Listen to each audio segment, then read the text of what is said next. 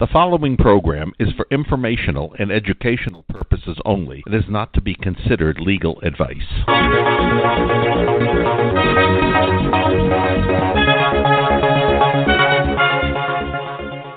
Fraudsters Radio was created to expose the many scams and frauds that have so infected society today.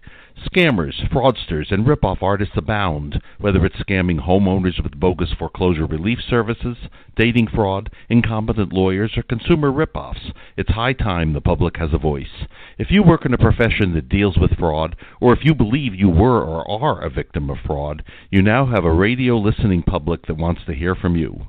Please feel free to message us through our Fraudsters Radio Facebook page, and we may have you on the show as a guest. If you'd like to call in for today's show, the number is 646-668-8512.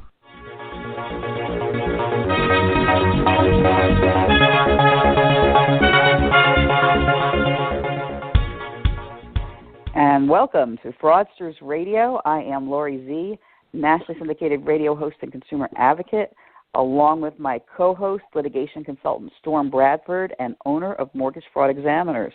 Storm, how is it today? Doing all right? I'm fine. How about you, Lori? Weekend good? Everything, all your organs and everything are working good? Yeah, everything seems to be okay so far. So just tried to relax over the weekend. It always seems like there's so much going on. And we're going to have a special guest. She's another radio talk show host calling at 1:15. Her name is Tippy Felzenstein. You won't want to miss it. She also has her own show called the Tippy Talk Show, so we'll let her do a little promo on that.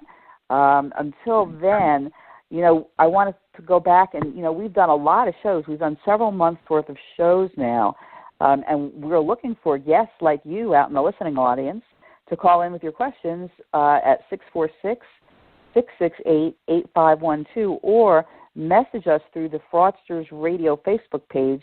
If you have any questions, I know some people are nervous about being on the radio, but if you have a question you want answered or a situation that's happened to you, we'll try to get an expert on to do that. So, Storm, we've had a lot of experts on so far, and we've covered a lot of topics. What are some of the other topics that you may want to cover down the road? Well,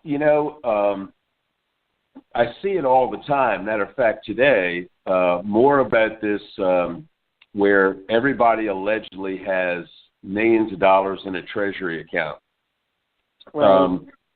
Surprisingly, you would think that, nonsensical arguments like that, people would know and understand that it's, it's just absolute nonsense. But there's literally, when I say tens of thousands, it may be hundreds of thousands of people believe that, and they believe that you can create these site drafts out of thin air and pay off your car, pay off your mortgage, pay off everything, and they buy into it, and then they end up going to prison. So that's something down the road that we're going to have to get somebody from Treasury in or the IRS again to, explain that, this is just fool's gold. Right. Now, talk about, I know you just posted on your Facebook page a couple of things about people that are going to jail. Let's talk about that. What was the story? Well, there's these scammers out there that they have this scheme. It's called mortgage elimination. And it's a total scam. What they do is they tell homeowners that because, like, for an example, you have deeds of trust states and you have mortgage states. And they said, you can take the deed of trust because you created it. That means you can change the trustee and put in any trustee that you want.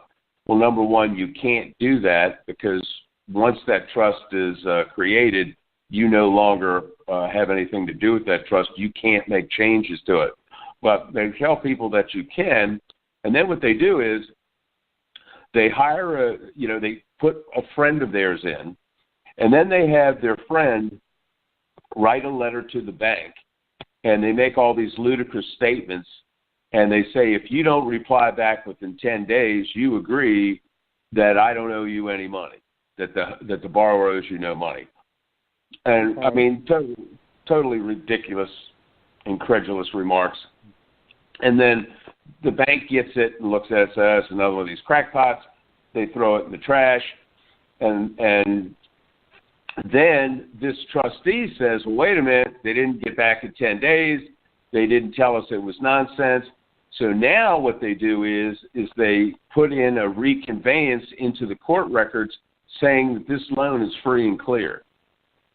Then what happens is they tell the borrower who's been duped, go out and get a loan for the entire amount of the house. These people go out and they get a loan for the entire amount of the house. Because when they do a title search, it shows that this is a free and clear house. They get the money, and they either abscond with it or stay in the house because this scammer told them all this would work.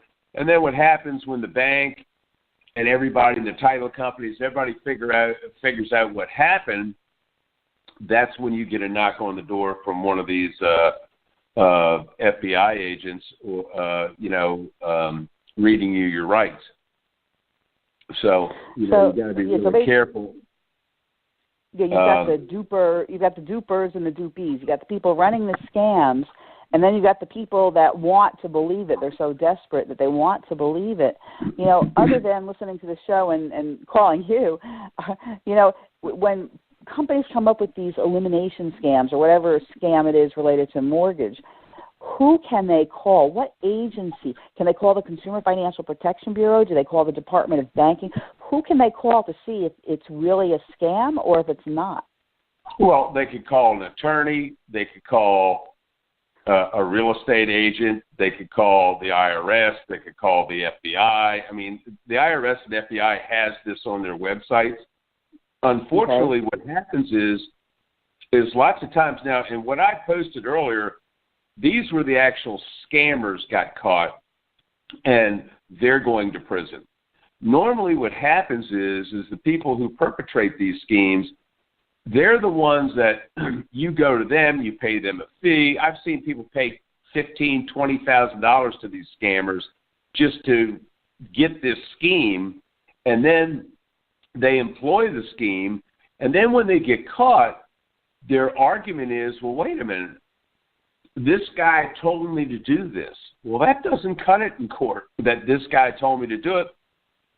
They're going to say to them, hey, wait a minute, did you go get another opinion? Who was this guy that told you that? Did you get a second opinion to ask somebody if this was nonsense or not?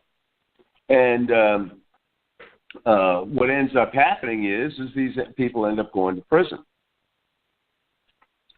So right, because they're following. What's the old adage? If it sounds too good to be true, normally is. So people really need to check this stuff out. It all falls in line with all these securitization audit scammers, forensic loan audit scammers, stall attorneys.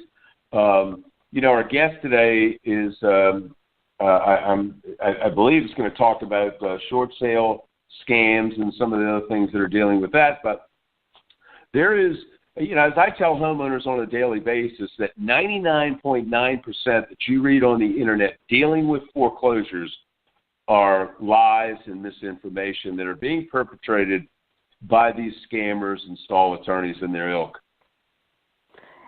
What's interesting about that is in my world, in credit world, as a credit consultant, I can say exactly the same thing that you're saying. People don't consider the source what they read on the internet, and so they believe that because it's up there, it's got to be true just because it's printed up there, and it's not. And so, just to give you a comparison, in my business, what people do for fraud is there are companies that will sell them what's called a CPN, a credit privacy number. Now, there's actually nothing illegal about the credit privacy number. The problem is that unless you notify all of your creditors that you are now using a CPN, which, by the way, is the same amount of digits as a Social Security number or an EIN, and if you just go ahead and use that, then you're making a segregated or splitting your credit file into two credit files, thereby creating a new one. But the scammers don't tell people if you're going to use a number other than your Social Security number, you have got to get every creditor and collector to agree to that, and the credit bureaus. And the truth is, they're not going to agree to it. And because the scammer didn't tell them that, they can end up in legal hot water by doing that, because they see it and they go, oh, it really does look too good to be true, but it must be true because it's on Craigslist, and then they end up in a lot of trouble. So when I saw your post this morning, I went, yep, so more people are going down. And after they look at the people that, initiated these programs, they're now looking for the people that were following along, right? Yeah, and sadly, what they do is these scammers, they put up misinformation. For an example, this one that I was referring to earlier today, not the mortgage elimination scheme, but the one with the people that have all this money allegedly in a Treasury account, they put up something that was from the congressional record. And they quote it out of the congressional record, and they give the actual pages of the congressional record. There is no such quote in the congressional record. None. This is just so you're made up. They're making it up? They just made it up. And so someone made it up and everyone else believes it. Yeah, and all these people were giving it all these likes, and isn't this great, and blah, blah, blah, blah, blah, blah, blah. And then I put up the actual congressional record.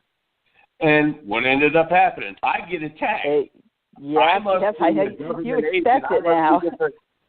Instead of thanking me for giving them the truth, somehow I'm a bad guy for doing it. And this is how these scammers get away with this stuff. And then what happens is, I call them useful idiots.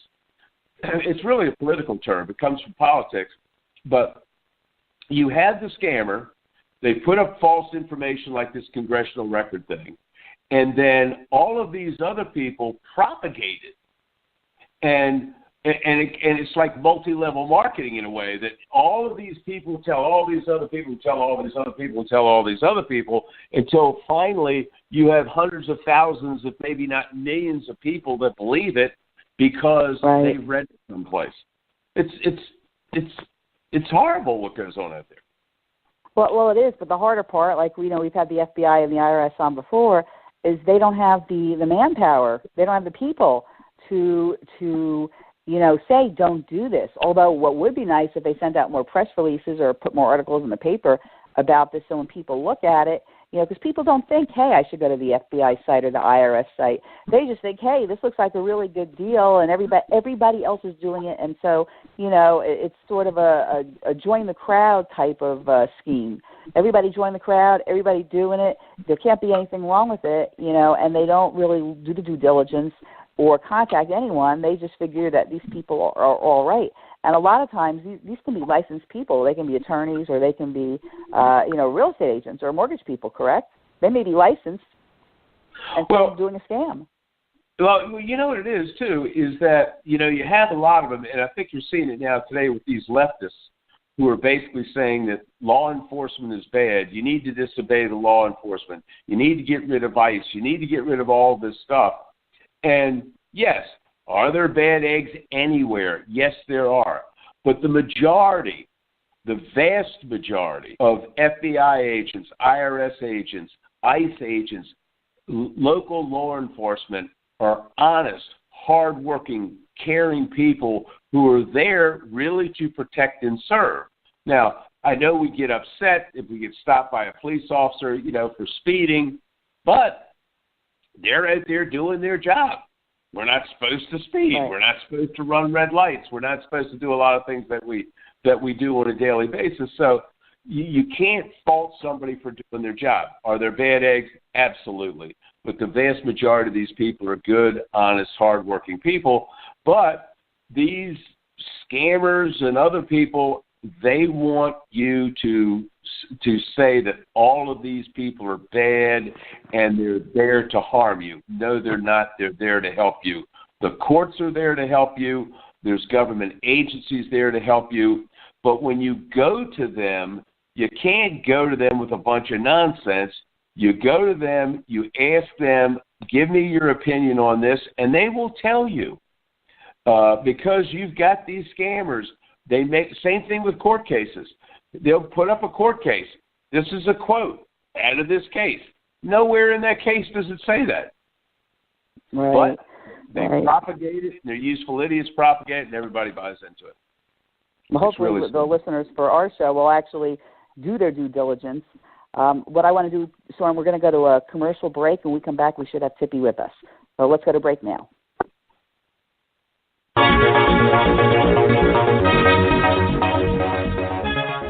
Have you received a notice of foreclosure on your property? Do you suspect that you're involved in an unfair or fraudulent loan agreement? Are you looking for a way to save your home? Would you like to cut through all the misinformation and find out what really works? Would you like to learn strategies that the so-called gurus aren't aware of? If you answered yes to any of those questions, a professional team at Mortgage Fraud Examiners can assist you and your attorney with all of these things and more. Contract breaches, errors, statutory regulatory violations, fraudulent appraisals, and other fraudulent conduct cause most mortgages to be legally problematic. In fact, the Federal Deposit Insurance Corporation found that nearly 2,000 financial institutions they assessed received citations for significant compliance violations. They also examined appraisals and found out that of the 259 appraisals reviewed for accuracy, only 7 fully complied with professional standards. Call us at 844-920-7200. That's 844-920-7200. Mortgage Fraud Examiners, 844-920-7200. We're back on AM FM 24/7 radio. The call-in number is area code 646-668-8512. And our special guest, Tiffany, are you there? Yeah, hi, I'm here. How are you? Hey, Tippy, how you doing? Glad to have you on. I understand you're going to educate us on short sales and some other matters. Yeah, major education. Yeah, so Tippy, it's Lori here, and I want to give her a little shout out here because she has her own show called the Tippy Talk Show, which I think Storm is going to eventually be a guest on your show. But when Tippy and I spoke, she's a realtor, but when the bubble burst, she told me quite a bit about how she had all these crazy sales and funky things going on. And Tippy, Storm is the owner of Mortgage Fraud Examiner, so he's heard like everything.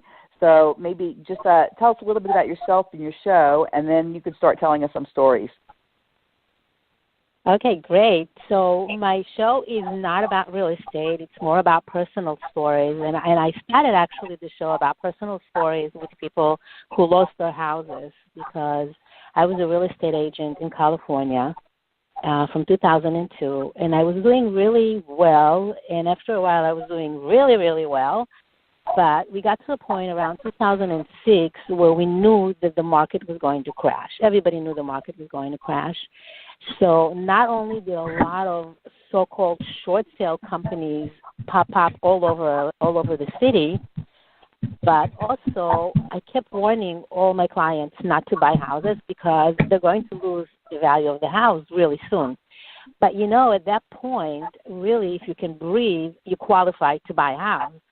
So it was really hard to say no for somebody that could never possibly afford a house, and now they can buy a house just because they know how to sign their name. It's like almost impossible to say no to that. But they really couldn't afford it. So once the market crashed and all these sharks, so-called short sale companies and foreclosure experts came in, what they ended up doing is taking a lot of money from people who were in real trouble and really making their situation even worse. And that's the worst part of what happened from the private people that were supposed to help. And then, of course, you have these great lawyers that promise to help, and you come in and you tell them, what should I do? So they ask you to make payments to them and stop making payments to the bank. But they forgot to tell these people that when you stop making payments, your house is going to get sold in foreclosure sale. So it was craziness. It was a total mess. And I went from being a real estate agent to a short sale coach, helping these poor people kind of deal with all this craziness that was going on around them.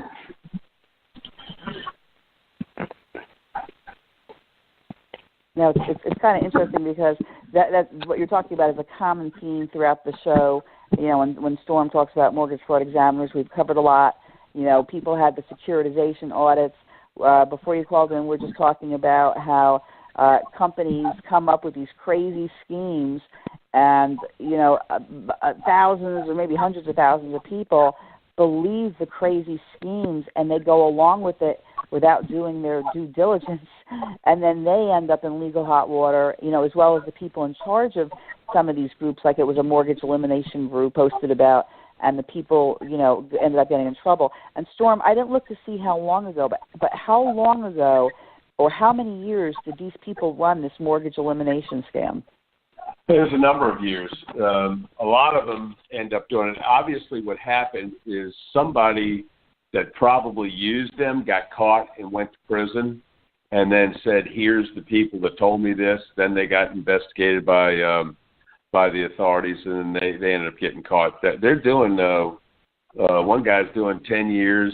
You know, they don't play. I mean, you're talking about something that you can't falsify documents in the land records. I mean, you can't do that. That's not, first of all, that's a state crime. And you're also dealing with some federal crimes because you're dealing with bank fraud and some other things. So, you know, again, it's the old adage, if it sounds too good to be true, it probably is. And in Tippy's world, I know what she's talking about as far as short sales are concerned. You had a problem. The reason why there was a lot of these foreclosures is because they were over-appraising properties in order to get these loans done. And then you had appraisers who were under-appraising houses to get the short sales done. So they were working both sides of the coin, if you will. So, you know, when you're dealing in something where people are hurt and injured, and there's some sort of catastrophe like these hurricanes where you see people selling, you know, cases of water for $200 and things like that. There's people out there that are there that for the sole purpose, when they see some sort of a problem area, they're there scamming the public. And this was most prevalent in this foreclosure crisis that everybody's going through in the last 10 or 15 years. Yeah, absolutely, and that's the market side of it, of the scammers and the people that wanted to cash in on it. But then there's also the other side of it, which was the banks themselves. And within the banks, you had employees who were taking advantage of the chaos. So, for example, when you really actually try to do a legitimate short sale, then the only way they would accept an offer is through a fax machine. And the offer had to be like at least 40 to 100 pages long with a whole bunch of stupid documents. And you would submit the information, and then they always claim they never got it or they lost it. Yeah. So you have to submit it like 20 times. And meanwhile, you're counting down the days when the house is going to go for sale in a foreclosure. And the things that the banks did too, oh my God, I don't know if you've ever dealt with that part of it, but I have some things that happened in the bank that really opened up my eyes to look and to see that things are not the way they seem. Things are really different. I think this really changed me from being like a real liberal into being really cautious and changing my entire mindset about life. It's just crazy. Well, actually, the people within the banks are you know, things weren't getting done because when people call the bank, they fail to realize who they're talking to generally when they call the bank. You're not talking to some gentleman in a gray flannel suit, a white starch shirt, and a paisley tie. You're talking to some nitwit with purple hair, a razor blade in their eyebrow, tattoos all over the body, making $7 an hour, who has no idea what they're doing and what they're talking about. So that's the problem. It was just like I hear people all the time saying that these banks did this and these banks did that. Well, the bank couldn't have committed fraud because how could the bank defraud you by giving you what you asked for? They can't. Now, could there be breaches of the contract? Could there have been a failure to follow, statutory and regulatory mandates? Are there problems with these contracts? Absolutely. 100% of the time there's problems with these contracts. But as far as actually committing fraud, they didn't commit fraud. They're just negligent because you're talking to some bozo making $7 an hour that can't say yes but can say no. And were they losing paperwork? Yeah. What would happen is you talk to one bozo, you send them the paperwork, and then it goes to the fax machine. Well, you've got 100 people maybe using that fax machine, and somebody goes up to the fax machine and says, oh, this isn't mine, and they take it and they throw it in the trash, and then they get theirs. So those are the kinds of things that were going on. It wasn't something that was purposely being done. It's just you're dealing with bozos. Well, yeah, you're absolutely right. Absolutely. Storm, and I got a quick question for Storm, though, too, and I'm sure you've seen this. A lot of times the mortgage companies, the banks themselves, would tell the homeowners, we can't help you with a loan modification unless you stop paying your mortgage. Now, that in itself, it would have been on a recorded line. The bank is saying to the homeowner, breach your contract, and then we'll consider a loan modification. Now, Storm, what's the legal end of that? Well, what was happening and absolutely it was happening all the time. Again, you're talking to a bozo who didn't understand what they were saying, that you do not have to stop making payments in order to get a loan modification. But they understood or thought that you did because those are the HAMP guidelines basically said if a payment hasn't been made for 90 days, someone can apply for a loan modification.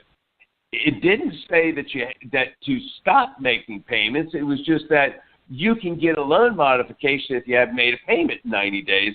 They took that then they turned around and would tell somebody that would call in and say, oh, by the way, the homeowner would call in and say, look, I'm interested in doing a loan modification. Oh, okay. Then you're going to have to miss payments for 3 months in a row before we can consider you for a loan mod. Well, that was absolutely incorrect. Yeah, but what about situations where they weren't late yet and they were calling in? Because I used to have clients that would call me, and say, oh, the bank says if I stop making payments, whatever it is for 90 days, then they'll give me a loan mod. And I'm saying, no, don't do it. Because it's 100 to 200 point hit on your credit alone. It destroys your credit, and even when they give you a temporary loan modification, you're never going to end up. It's very difficult to get that permanent loan modification. But what I'm trying to point out is before the homeowner stopped making payments, because it was on a recorded line, even if it was a $7 an hour person, you're calling into a number and they're representative of that bank. Wouldn't that be the bank basically giving, the person giving legal advice from the bank? Wouldn't that play into some type of fraudulent inducement or a tort?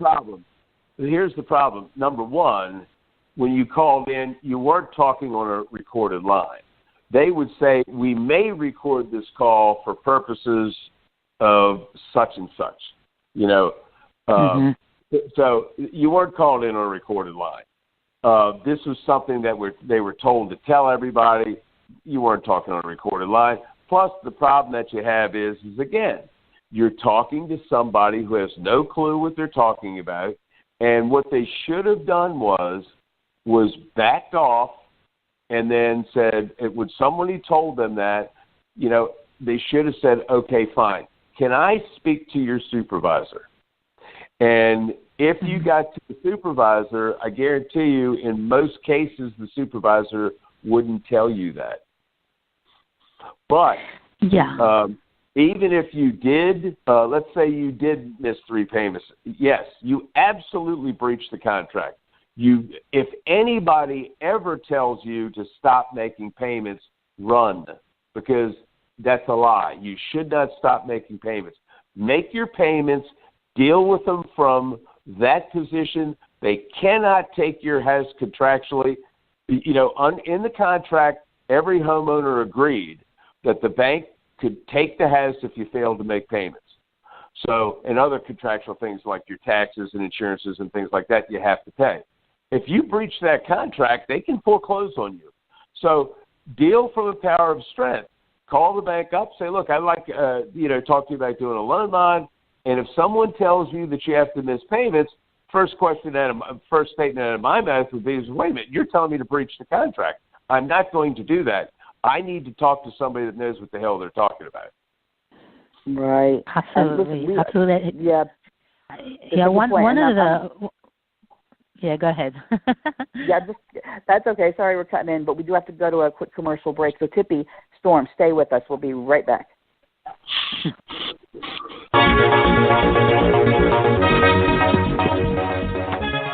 There is a very high likelihood your mortgage contains an extensive error. At Mortgage Fraud Examiners, we know just how costly a missed opportunity can be. For almost 40 years, we have consulted, retained, and referred to by attorneys, lawyers, trial practitioners throughout the nation. Put another way, we are the trusted source for litigation support. A foreclosure is basically an allegation the homeowner breached the contract by failing to make timely payments. The contract is clear. The borrower promised they would make timely payments, and if they didn't, the lender could take the property. The only way to overcome the homeowner's breach is to show the lender breached first, identify errors that would void the contract, identify regulatory violations, identify appraisal fraud and other fraudulent contact, and the only way to find these wrongs is to thoroughly examine the whole mortgage transaction. This meticulous examination of your mortgage transaction and appraisal can identify legal defects that would make your mortgage unenforceable and entitle you to compensation or even free title to your property. Call us at 844-920-7200. Mortgage Fraud Examiners, that's 844-920-7200. 844-920-7200. We're back on AM FM 24/7 radio. The call-in number is area code 646-668-8512. And we have our special guest, Tippy Felzenstein, who we're discussing short sales and other real estate stories back when the bubble burst. Tippy, keep going. Tell us more.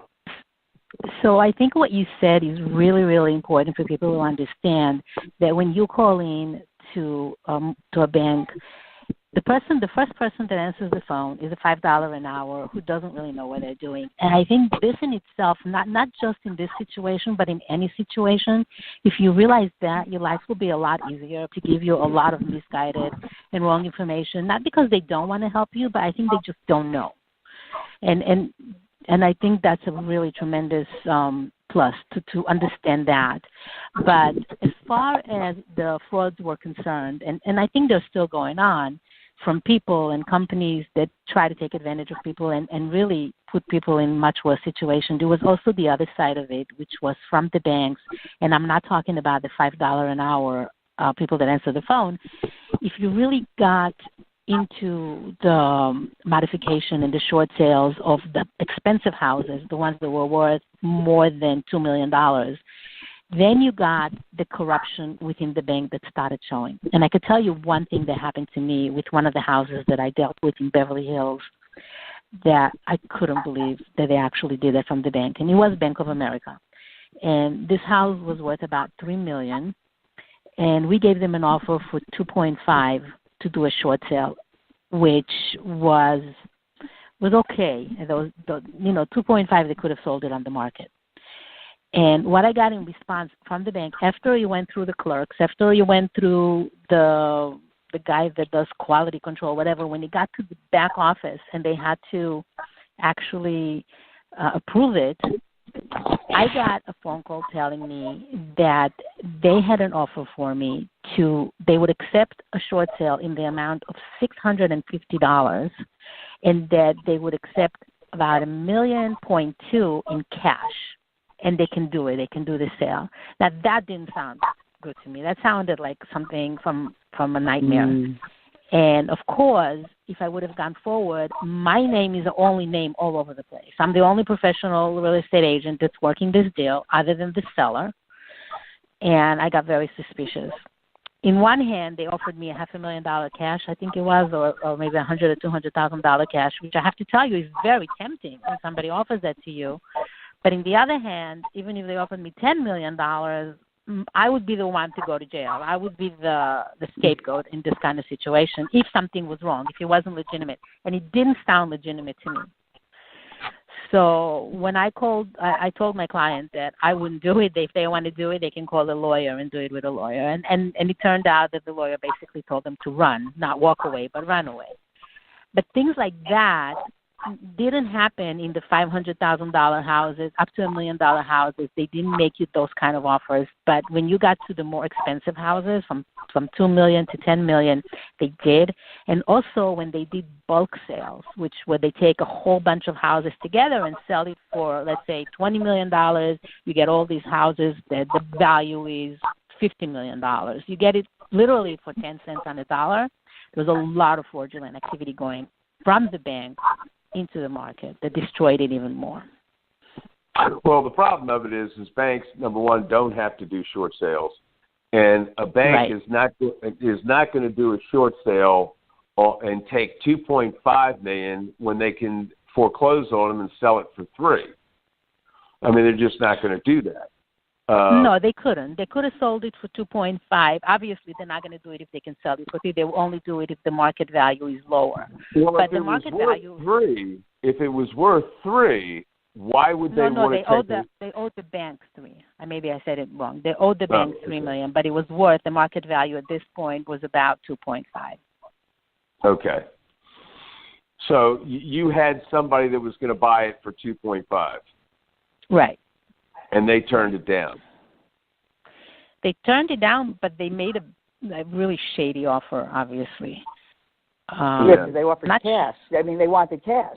I've never heard of that before. Yeah. No, I didn't even think those things exist, honestly, until that's the first I've ever heard of that. I've never heard that before, and that doesn't. It really doesn't even make sense that somebody would put in writing. You're telling me that they offered you cash of $650,000 to do what? No, they offered me that the bank would buy the property, would allow us to sell the property to my buyer for $650,000. But the bank also wanted my buyer to come up with a certain amount of cash to equal to about 1.5 or 1.7 million, which means that my buyer would end up with a property with less than $2 million, with a property that had a market value of 2.5. I would make a whole bunch of cash, and he would actually buy the house for much cheaper. I don't think I don't know what would have happened if I would have gone forward. I don't know exactly where it came from. I didn't investigate it. I don't really know. But I wasn't going to go forward, so I don't know the details of what would happen. But if anybody would have gone forward, they wouldn't come and talk about it. That's for sure. So I know that deals like that happen, but because I didn't go forward, I don't know what would have been the outcome. Yeah, well, I mean, lots of times, you hear stories, and then if you really check them out, that's not really what transpired because, I doubt seriously that any higher up in a bank would put anything in writing that would be illegal or fraudulent. That just doesn't make a little bit of sense at all because, that's so easily, you're looking at the title companies are involved, the bank's involved, you got taxes, the IRS involved. You got all kinds of things that if somebody put together something like that was fraudulent, that's so easy to see what went on that I think it was probably more or less it was this. It sounds to me that this is more or less something that was verbally told you. But I got in writing. I got the $650 counteroffer, $650,000 counteroffer in writing. The rest of it was verbal. But even that in itself does sound very fraudulent because on a house that has a value of $2.5 million, if you sell it, and even if the only thing that shows on the books that it was sold for $650,000, it still doesn't sound like something that would. Well, they weren't going to sell it. They weren't going to sell it for $650,000 because they wanted your guy to come up with $1.2 million. Right. So, but that would not have been anywhere in writing. And $650,000 is it's almost 1.9. Right, close to 2. Yeah, close to 2 anyway. So yeah, it Yeah, it's weird, but yeah, I don't know. I really can't comment on it because I didn't see the paperwork. But you know, I mean, all kinds of crazy things go on all the time. I just know that, you know, these mortgage transactions that were out there, you have an industry where nobody gets paid unless there's a loan. The seller doesn't sell the house. The real estate agent doesn't make a commission. The mortgage broker doesn't make a commission. The bank who doesn't get interest. The title company doesn't sell title insurance, doesn't do the closing. So nobody gets paid unless there's a loan. And when you have that, you have people that will do things in order to get paid. That's why you had as much appraisal fraud as you had.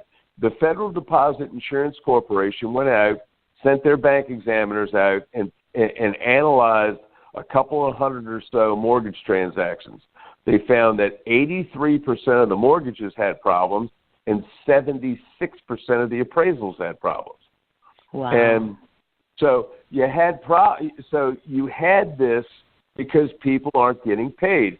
We've analyzed mortgage transactions where we found the real estate agent, mortgage broker, appraiser all worked in concert to commit bank fraud because all three of them wanted to get paid. So they worked together to get paid. We've seen that dozens and dozens and dozens of times.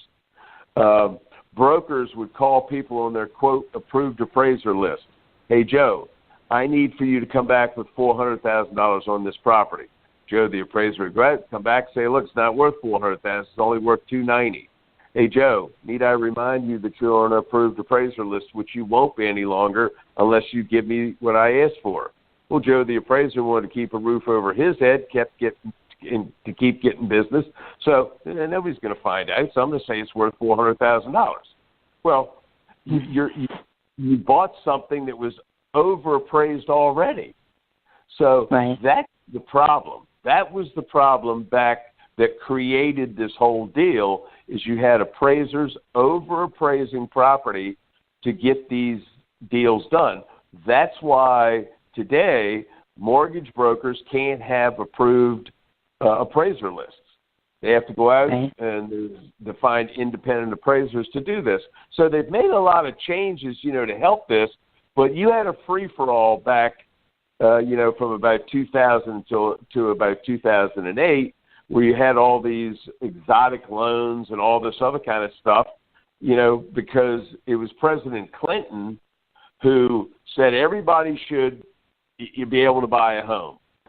And he had all this deregulation where, you could basically do anything and everything that you wanted to do. You had these exotic loans, interest-only loans, 0% for 1 year, and then it went to 1% for 5 years. But then when the 5 years was up, it jumped to 7%. And people got caught in these loans. You had all of these problems out there. Who was making out?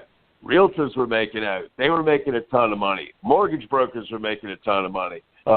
Everybody was making a ton of money, and then all of a sudden, when you started having these foreclosures, when these ARMs were coming to fruition and this other stuff, these people couldn't make payments. They're going into foreclosures.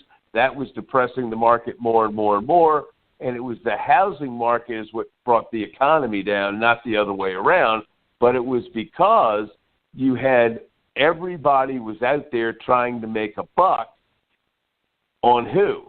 The homeowner who was borrowing money. And what ended up happening, I know a lot of real estate agents. I told them back at the time, I said, look, I hope the hell you're saving your money because all of this stuff's going to come to an end. And when it does, I hope you saved your money. I know tons of real estate agents that had to go bankrupt. Yeah, me too. Because, I had to go bankrupt. Yeah, you weren't making the money you were making anymore. I wasn't making any money at all. Yeah, exactly. Just impossible. I knew mortgage brokers who were making $1 million a year selling mortgages. And they were committing all kinds of fraud, to get these deals done. One of them I talked to at a seminar that I gave a talk at, and the guy was telling me they kept W-2 forms up in these fake ceilings and they'd falsify W-2 forms.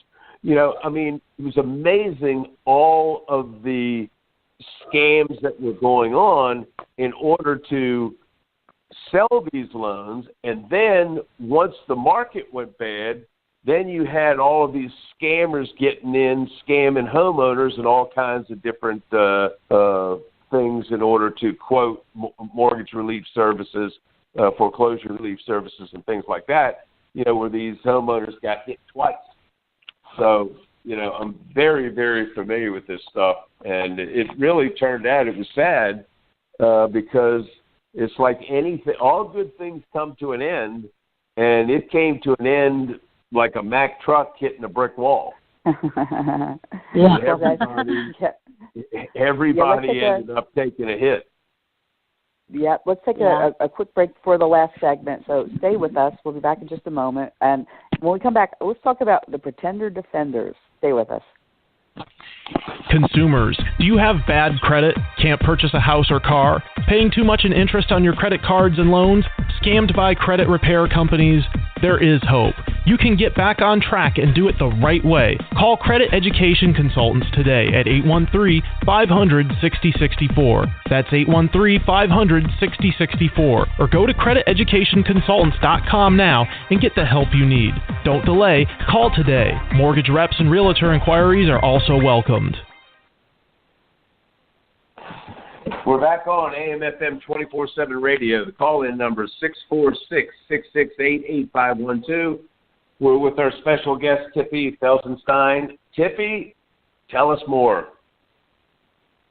Well, basically, you really covered everything. The chaos that took place after the crash was crazy because everybody ended up suffering, not only the homeowners and the mortgage people and the real estate people, but everybody else had to pay the price. Their houses were now worth 50% of what they paid for it.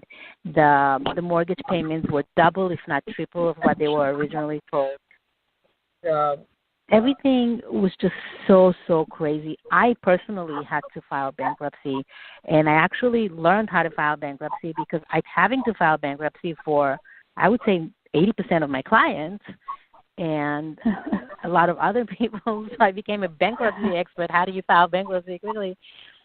It was like after the flood. Everybody was sitting under the water and trying to basically breathe. It was impossible. It was impossible. The question really is the fraudulent loans that were put together. It wasn't just the real estate agents and the mortgage brokers. I think it was the banks being deregulated, and they didn't have a choice. They had to approve the loans because that was what the law said. And I think Ginnie Mae and Freddie Mac approved and backed all those loans too. So just saying it was the agents and the mortgage brokers, it's not exactly just.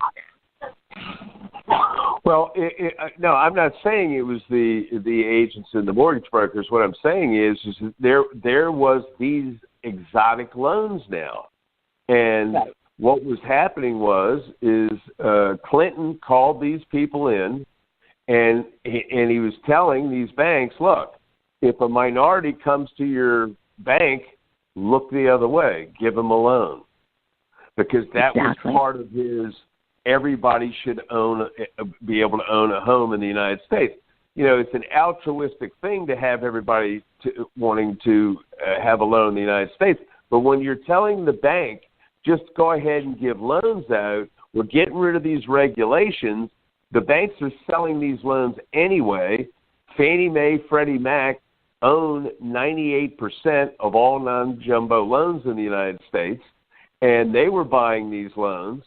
And everybody took a hit. But it wasn't fraudulent loans because a lot of it was part of what was happening with the homeowner. A lot of homeowners were committing bank fraud themselves. They were coming in, you had these stated income loans, no income, no asset loans, where they'd come in and they'd say, oh, I make X amount of dollars, blah, blah, blah, blah, blah, blah, blah, when they didn't. And they would approve those loans based on the information that they were given. So, again, it was a lot of fraud and by a lot of people. So, and again, I would tell people all the time, I'd say, look, when you signed that contract, you agreed in that contract that you would make payments, and if you didn't, the bank could take the house. Well, you should not get yourself involved in things that that could go wrong for you. Now, what was being sold the bill of goods is the brokers would tell the homeowner, look, take this loan now, come back in 6 months, and I'll get you in another loan, which is going to be a better loan than this one, because your house is going to appraise more. Well, that happened in a lot of instances. But then when that bubble burst, they couldn't refinance the loan, and they all got caught. I talked to a woman in Florida, and it was an unbelievable, and I've heard it many times, but it's unbelievable to the layman to hear this story. This woman was a hairdresser in Florida. She owned 25 condos. Wow. Now, how does a hairdresser own 25 condos? Because she was committing bank fraud on these stated income, no asset loans, and she was doing quite well at the time because the properties are going up. She's taking these houses, she's flipping them, she's renting them out, she's doing all kinds of stuff. But then all of a sudden when the bubble burst, she had no more renters, couldn't flip the houses, couldn't do that, got caught. All of those houses went under. We looked at a development in Florida. It was a condo association. They had, I believe it was 600 condos in that association, and it was done by 2 appraisers. And we analyzed 4 of those contracts of those in that condo of 600. These 2 appraisers were on those 4 because they only used those 2. All 4 of those appraisers were fraudulent appraisals. So that meant all 600 of them were. Wow, right. Based on what we found. But those are the kinds of problems that you had. It was basically the over-appraising of these properties, and then when the houses lost their value, they just basically went back to where they were. I bought a house for $360,000 in 2001, and in 2007 it appraised for $900,000. Oh my God! But then, when the housing market hit, it went all the way back down to where it was only worth about $450,000, which it actually what it was worth when I first bought it. I just got a hell of a deal on it. But that's what was happening. Things just happened to go back to where they were. But it was the overappraising of these properties that was going on.